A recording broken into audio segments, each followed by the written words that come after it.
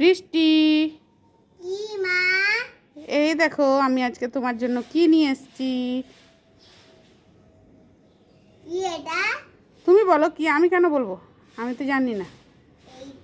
এইটা হচ্ছে আম। এটা আমার খুব খুব ফেভারিট। দাও। না এখন দিব না, আগে আম দিয়ে একটা গান শোনাও তারপরে দিব। ঠিক আছে।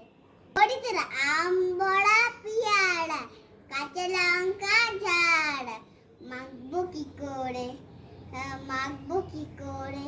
তারপর নুন তেল দি আচ্ছা করে মেখে খাবো কি করে?